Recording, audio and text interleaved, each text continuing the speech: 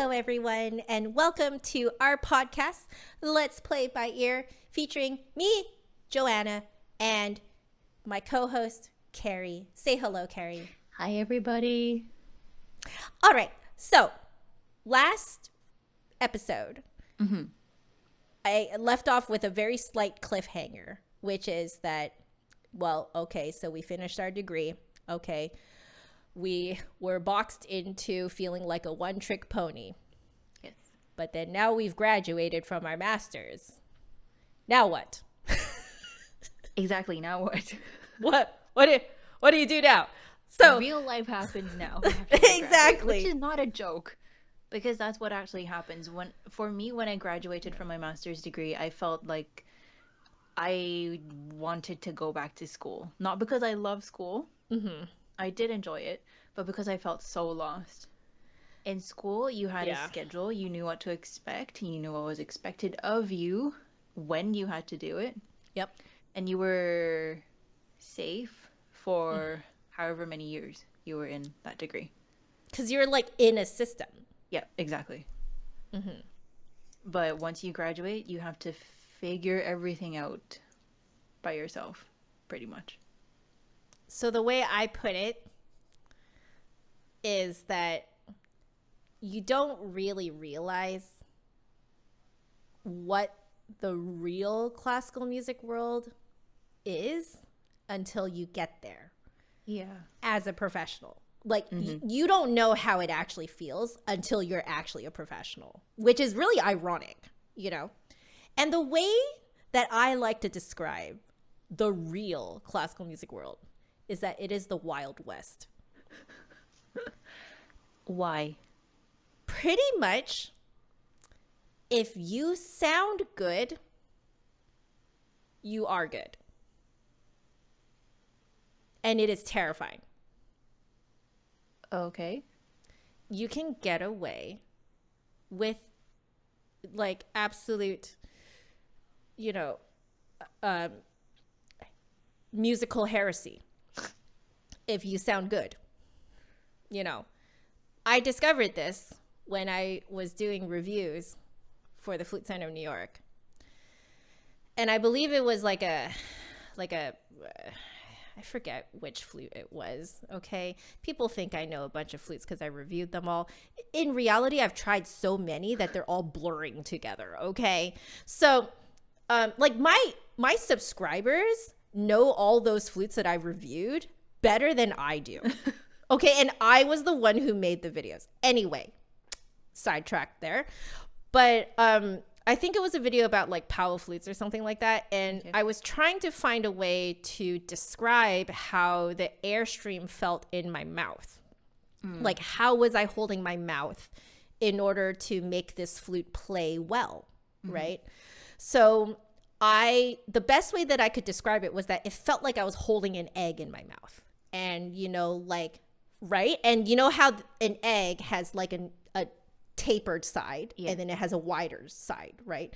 So I was talking about how, like, you know, on this flute, I feel like the egg, like the tip of the egg is like in the front, but the wider part is in the back. So, you know, like you know, you can actually just feel it. You just, right? Exactly. You can feel the moment I describe that, you can kind of feel how you have to hold your mouth.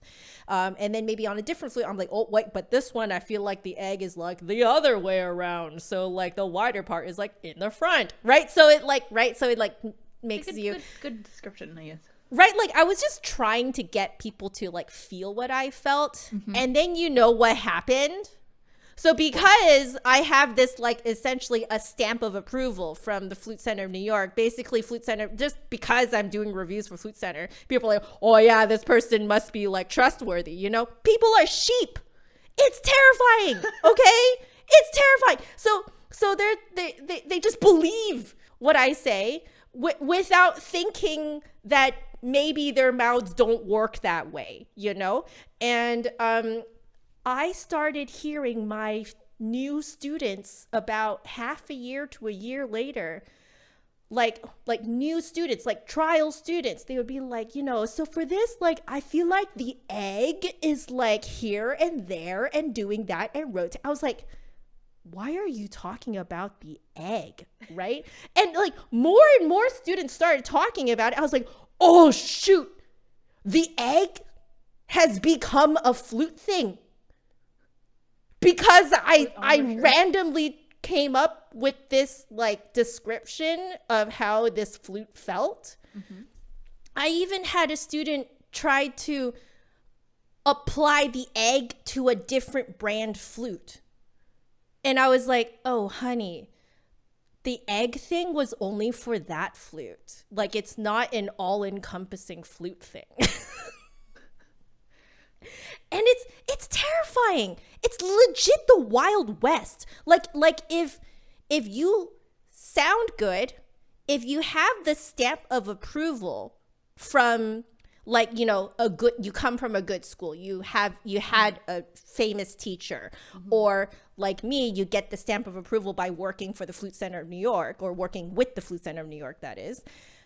You know, like Flute Center of New York, they are the largest flute distributor in the world. Okay, like I get their stamp of approval, people are like, I believe this person.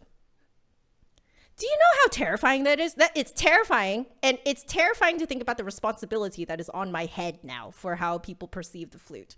So now I'm like, so in all of my reviews now, I'm always like, guys, okay, just because I said this about this flute, it doesn't mean that it works that way for you, okay? So like, you need to try it. So ever since I found out that people just started using the egg term as like a flute thing to do, I was like, oh, no. I need to cut this, right? So from that point on, when I realized that my newest students were talking about the egg, first off, I was like, honey, it doesn't work like that for all flutes. So I just kind of cut that, you know, right there. Yeah. Then the other thing was like, after that, for every review afterwards, I was like, not everyone is the same. Mm-hmm. Just because I react this way to this flute, it does not mean that you react to this way. Mm-hmm. Right? So I was like, well, if they're all going to be sheep, I'm going to make them all take on this perspective then. Okay? Like if you're going to believe everything I say, then I'm going to repeat this part forever and ever. Right? But like, that's how I found out that the classical music world is actually the Wild West. Like, the moment you get out there and you're actually perceived as a professional, mm-hmm. basically anything you say goes, as long as it works. And that is terrifying. Yeah, like you said, it is a huge responsibility, especially when you're teaching younger mm-hmm. musicians as well too. I mean, not just younger musicians. Do you know how many adult students I have who basically self-taught themselves from the internet, and I was the source of a lot of that. Like, it's terrifying how much they can find out. Mm-hmm. Yeah. I have a student who tells me she watches my old YouTube videos as a resource, and I tell her, please don't do that, because I was still learning then. But yeah, I guess when your teacher tells you to do something, you feel like, oh, okay, yes, I need to obey that. Yep. I've even had some, like, this is from hearsay. I hear it back from my viewers and stuff and people like that. They told me that their band teachers put my videos on during their class, you know. And so because their band teacher basically approves of my videos, they just believe everything I say. Yeah. And that is terrifying. It's terrifying. Like, I'm not actually like, here's the thing. Sure, I have a master's. That doesn't mean I'm licensed to, you know what I mean? Like, be correct in everything I say. Mm-hmm. Because I will be the first person to tell you that I'm not correct about everything I say about the flute. I really am not. I'm still constantly learning. And I make that very, very clear, especially in my streams. It's like, yo, if you know something, you tell me in the chat. Like, I want to learn, and not only me, but everyone else who's lurking wants to know too. Yeah. Right? Well, I think that's something that we're all becoming aware of. Yeah. Even though we've graduated, I don't know how many years ago, Mm-hmm. um, So we are many. still so many, we're old, so many years ago. We're Yeah. still learning ourselves. Oh So yeah. even though we are at the stage where we are able to teach. Mm-hmm. Um, I think it takes a bigger person, if I can say, to recognize that we still don't know everything. Yeah, it's definitely a nice stab to your ego to admit that you need to keep learning. Yeah, It really cuts you down a few notches, and it's good for you.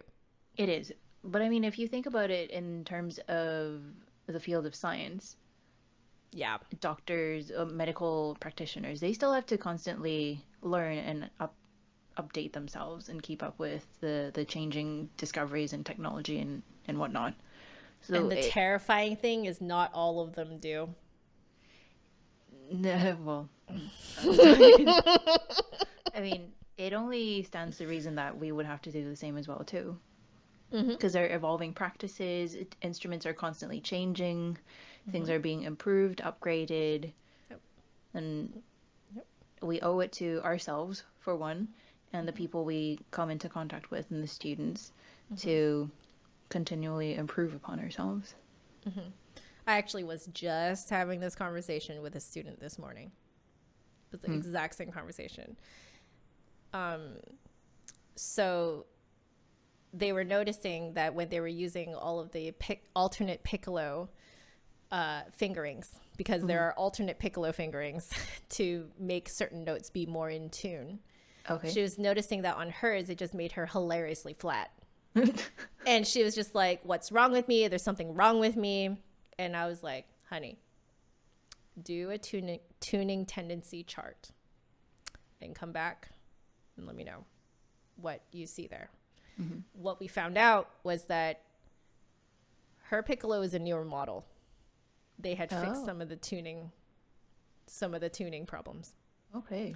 So she could actually use just the normal fingering for quite a few of them Nice. because they were just right in tune. And I was like, so this is something for you to consider, is the fact that you have a newer model of Hmm. the piccolo that you have. So you really have to take into consideration where your advice is coming from. Who is it coming from? What background do they have? Um, and like, is that information outdated for the piccolo that you have? However, let's say you bought a refurbished old piccolo Hmm. that probably still has the same tuning problems, right? Then yes, you do actually want to find older advice and information about, alternate piccolo fingerings and Yeah. stuff like that, right? So like, it's context. You have to Hmm. understand context. You have to understand your context. You have to understand the context of your instrument, Hmm. time wise. Like, where in the timeline of history does your instrument come in, right? Like, there's a lot of factors that go into it. And I didn't know any of this coming out of school. Hey! It Neither did I. was a Well, lot that's of why we mistakes. continue to learn. Yeah. There's a lot of trial and error. You agree? Yeah. And I mean, if I'm being honest, I'm still searching for like good ways to keep myself updated too. Mm-hmm. Mm-hmm. Part of the challenge It for me, is. I find. Yeah. I'm a little bit spoiled in that the information comes to me, Oh, okay. but it's because I give an opening for it. Hmm. So through my Twitch, I tell people, if you have any interesting flute nerdy things you want to nerd out about, go ahead. Mm. Like, please just be like, "Oh, I heard about this new thing. What do y'all think?" You know? Hmm. And it's so great to look into everything that everyone has to say. That's where I get my new information. Well, that's Of good. Yeah, what's kind of the new hip thing is that I Hmm. kind of give an opening in my Twitch streams for it. Right. And the other part is that it is actually kind of fed to me from the Flute Center of New York, because when they're sending me new models to review, of course they have to send a blurb over as to why it was developed to be the way it is, right? Like, what was the thinking behind making a flute like this? What was the thinking behind making the changes that they did, et cetera, right? What makes this flute special? So I get a lot of that just kind of fed to me from the Flute Center. It was a very accidental way of staying up to date. There's no right or wrong way, I don't think. So that's a very good way. Yeah, not that I meant for it either. I think in a Even way, better. part of it is that you just kind of have to have an open mind, because you'll kind of see the information kind of floating towards you, you know? So instead of shutting it out automatically without thinking about it, you kind of go, oh, you know, and then you kind of like look into it a little bit more. Yeah. Yeah. Like, would you say that you're still a giant nerd about the bassoon? I don't think I'm as big a nerd as I should be. Ooh, I have felt that way about the flute too. Well, okay. Well, Okay. you tell me a bit more about that. I don't know. I just feel like I'm at a point in life where I just feel like, okay, I can do this. All right, I'm just Mm-hmm. gonna sit on it for a little while. But Mm. for me, I always try and pay attention in rehearsals, Yep. with what conductors say Oh. and like how to phrase something or how they want something to sound. It Mm-hmm. may not necessarily come across as the best way of describing something, Right. but I take that and I kind of put the carry vocabulary on it, if that Mm. makes any sense. And then if I want to describe how I would like a student to create a certain sound or Right. achieve a certain sound, a certain way of playing, then I'll try and call upon that, if that makes any sense at all. Mm. So you actually get a lot of inspiration from rehearsals. Yeah. Huh. Huh.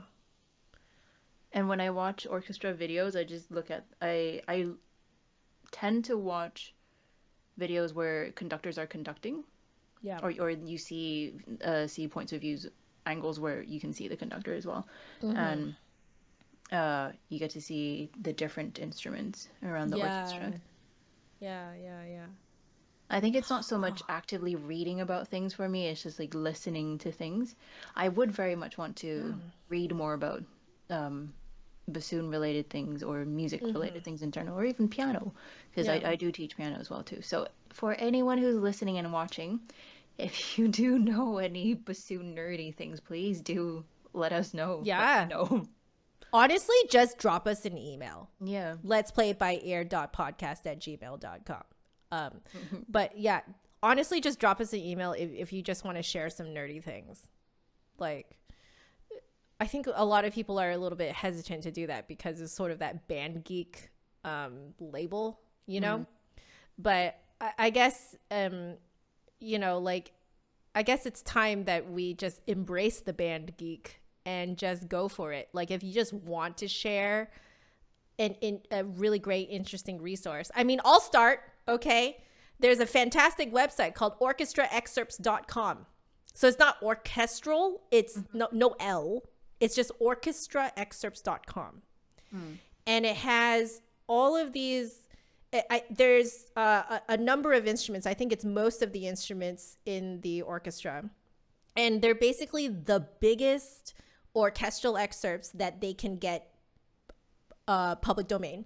Hmm. They have the excerpt out, so you can click on your instrument, and then you'll see all of them listed. You can click on whichever excerpt you want. These are actually excerpts that are like, it's the same exact edition on there as the ones that I got printed in my orchestral excerpts book. Oh, nice. They also include multiple recordings of just the clip, just that excerpt, so you don't have to go scrubbing in recordings anymore. They have multiple ones from different orchestras, so you can hear different interpretations of the Nice. same excerpt.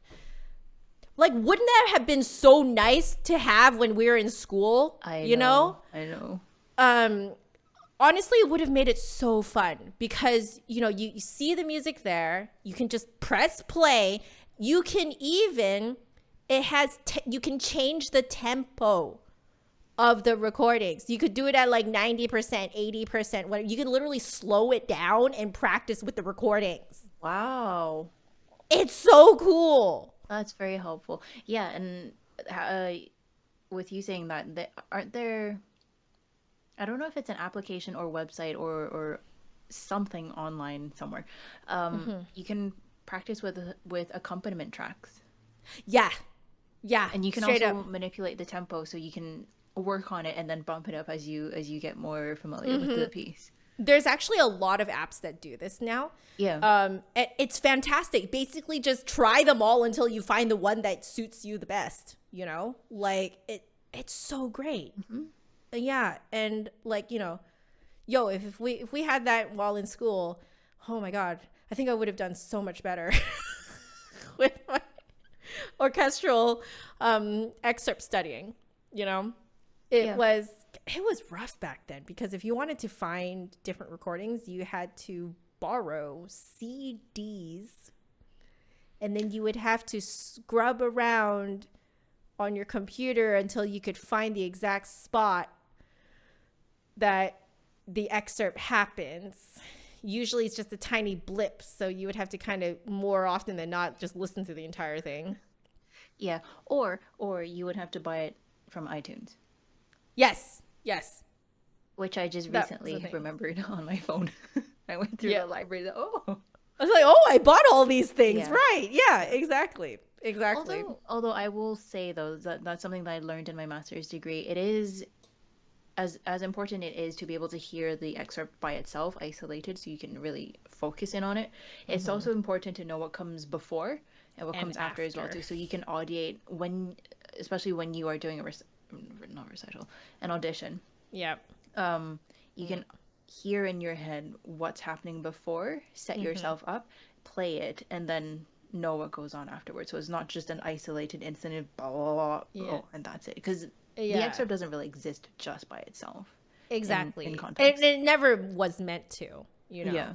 like, because it does actually fundamentally change how you play the Mm-hmm. excerpt. Mm-hmm. If you know what comes before, you know what comes after, Yeah. your attitude is actually completely different. Yeah. So again, that's something that I picked up in orchestra. I would tell my students now, even if they're just playing solo pieces, know, especially if they're playing with a pianist, know what the piano's doing, know Hmm. what's happening underneath, what you need to Hmm. follow, Hmm. and when you need to lead. I agree. And I write it definitely, down if you can't yep. remember it. I say this the exact same thing to my students too. And what's hilarious is that I never would have said that if I was teaching um, orchestral excerpts when I was in school. Mm-hmm. I didn't learn that part in school. Yeah. That Yeah. came in the work world. Hmm. Hmm. Like there's a lot that I would argue that there's more that you learn when you're working Yes. than when you're in school. And even the idea of like setting up your own scheduling, setting up boundaries, Mm-hmm. like when do you unwind? When is not work time versus when Yeah. is work time? That is just, none of that is there. You actually have to make that yourself, Yeah. you know? And that was rough. That was really rough coming up with those boundaries, because I would even do things like teach while I was on Christmas vacation Mm. because I had no boundaries.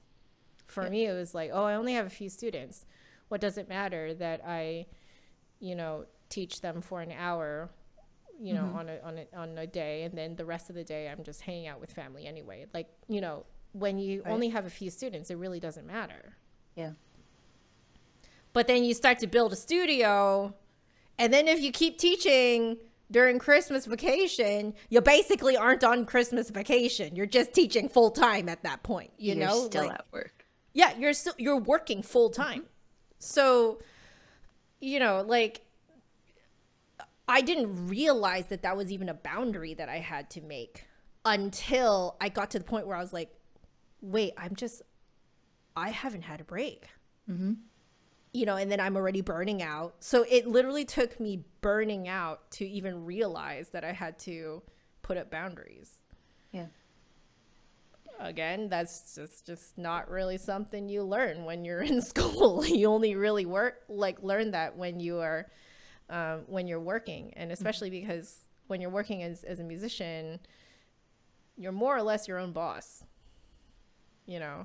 And there also isn't really that much of a respect for unwinding in the classical music world.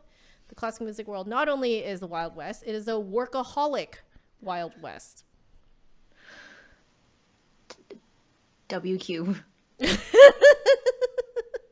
Right? Yeah. I mean, as someone who does freelance, sometimes you would have to work during the holidays as well, Yeah. or in Well, and yes. around that season. Like Mm-hmm. Easter, you would have a lot of, I mean, pre-pandemic, I would have quite a few church gigs, Yep. playing all these Handel's Messiah. Mm-hmm. It's good, but Mm-hmm. it's still work. Yep. I mean, as much as you enjoy it, you're still out of your home. You're not able to just relax and do what you want to do. And then Mm-hmm. Christmas as well, Mm-hmm. um, gigs, Mm-hmm. sometimes maybe even up until Christmas Eve. Mm-hmm. Mm-hmm. So it's like at that point, you really have to realize that as a musician, you're like, depending on the path that you take, especially if it is some form of a performing path, Mm-hmm. it will usually mean that you are the entertainment Yes. when other people are on vacation. Mm-hmm. This means that your vacation is usually not synced up with normal people's vacations, Mm-hmm. right? So as a musician, yes, you should take time off. You should schedule time off. But if you're just constantly waiting for, like, a holiday, good luck. That was me. I actually learned it from you saying how you telling me, "Oh, I took however long time off and I felt so refreshed." Really, what's that like? How come I can't do that? But you can, and you did. Yeah, and I did. I think this was the second year that I actually did because I used to teach like full year as well too, save for stat holidays. Yep. And then now stat holidays I'm not teaching. Hmm. I try and take 2 weeks off in the year and I'm not teaching just because I need to recharge. Hmm. If I'm Like, too especially that week between Christmas and New Year's. I yeah. honestly feel if you can swing it, Hmm. take that time off. Now, if you are like part of retail or something like that where you have to be, on. So I have a family member who does work retail, and so a lot of times he does have to work in that time. So what he does is he takes January off. Yeah. I mean, it doesn't have to be at the end of the year as long as you try Yeah. and schedule some time off Yeah, like it doesn't in have to be the year. synced with everyone else's time off, Hmm. but you have to have time off. Yeah. Yeah, you Otherwise, like have you said, to. you'll burn out and then you just don't want to do it anymore. And Yeah. that's not what you want to happen to yourself. No, yeah. Like you know, on the one hand, especially because we are more or less freelance musicians, Hmm. right? So if you don't work, you don't get paid. There is no such thing as paid time off, right? No. So there is this constant temptation to just work all the time Hmm. because you either are paid or you're not. There's no coverage there. Yeah. There's no in between. So, no, there is no in between. There's no paid sick time off either. No. You sick, you don't get paid. That's just how it is, right? Yeah. So there is this constant temptation to just work all the time. However, from my experience, of being in the working world since my master's is that you can do that and then you're going to burn out. And then you're going to be out for way longer than just, 2 to 4 weeks out of the year. Yep. You might as well take 2 to 4 weeks off throughout the year. Mm-hmm. Because you burn out, you're going to be out longer. Yep. Controlled versus don't know. Yeah. So it's like you, on paper, if you just crunch numbers, you could technically make more money if you don't take that time off. Mm-hmm. But then what if you get sick? Yeah. And then you're sick for like a month, 2 months. Like it's something to consider, especially as we get older and, we're not as spry as when we were in our 20s. Yes. Like we really have to take care of our bodies. Mm-hmm. And part of that is resting enough. Yeah. And like, yeah, I didn't figure that out until I burned myself out the first time. And I was like, oh.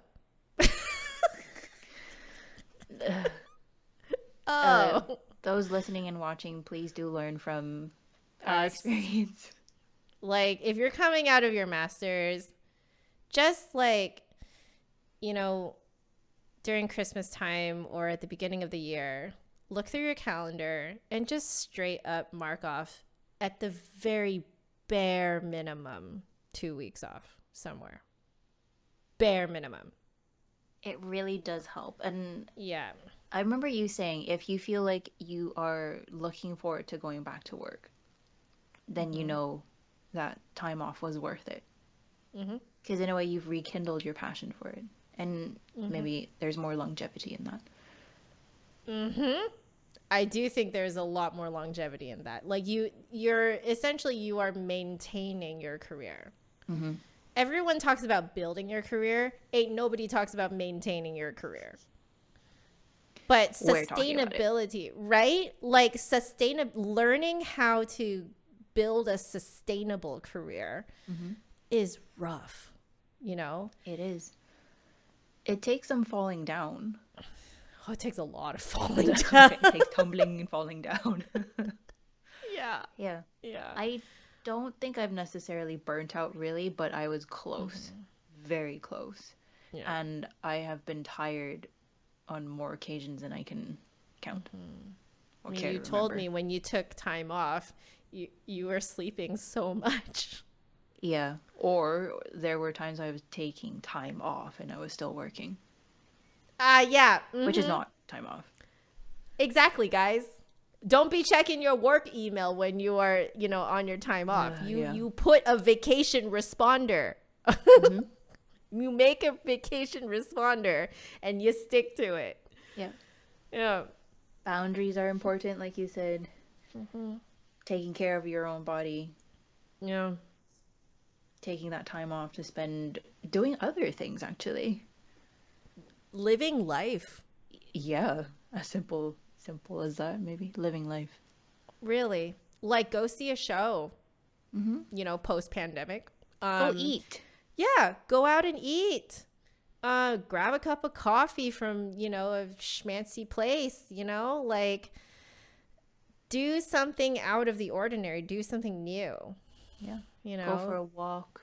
Yeah. Try a new sport. Yeah. But be careful.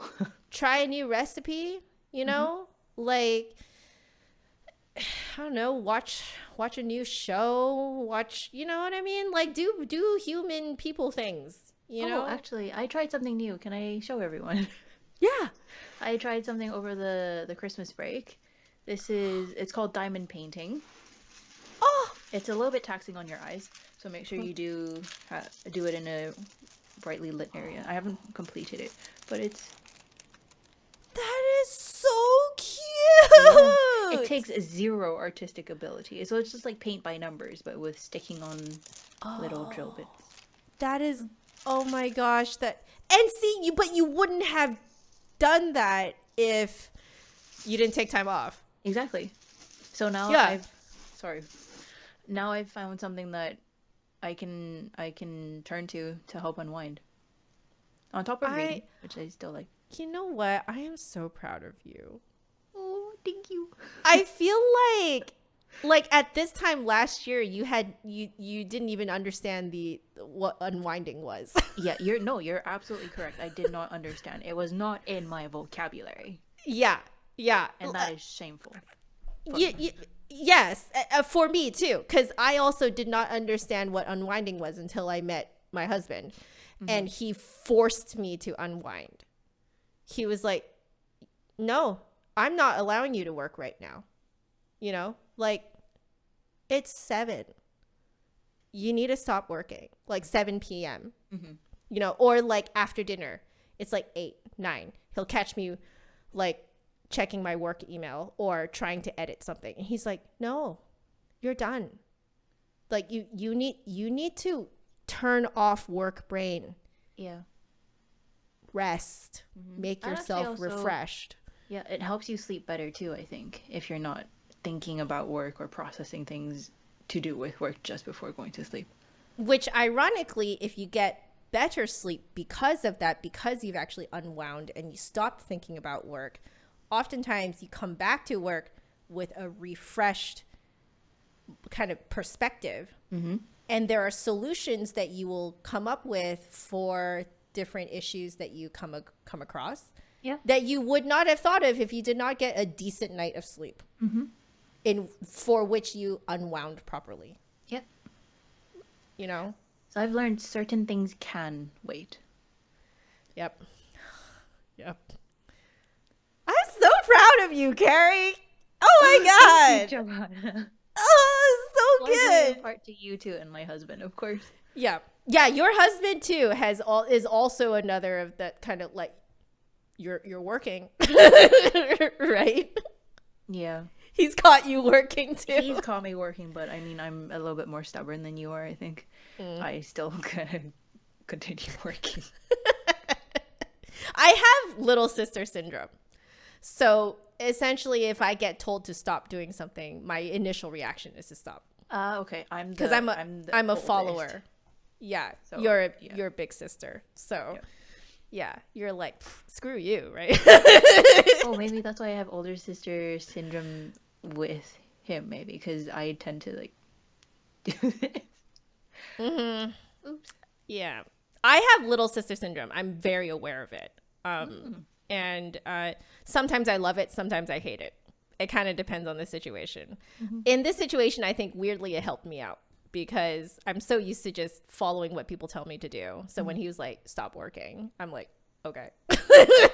Yes, sir. Yeah. I just kind of fall right back into that mode of like, oh, someone told me to do something, I'm gonna do it. Oh. Yeah. Oh, Anyway, that's a lot of lessons learned, I think. that was, and what a great way to end off the season, Yeah. actually. I think that's a very good point to conclude Yeah, our Opus 2.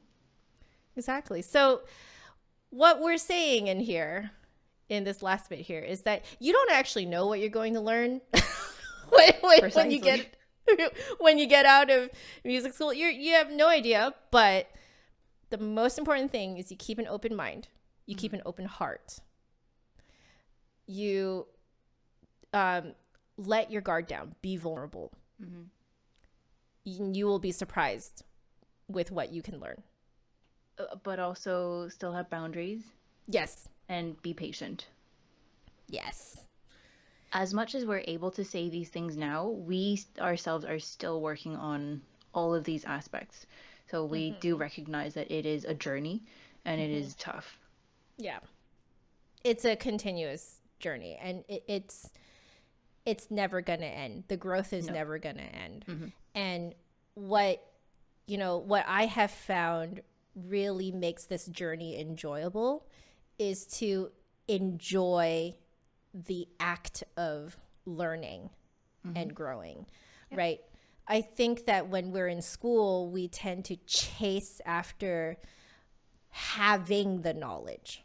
Mm-hmm. right? We chase after, like, let's make our repertoire as big as possible, and we kind of forget to just enjoy the act of learning Mm-hmm. those pieces, right? And you know, like, but in the end, that's all you really have.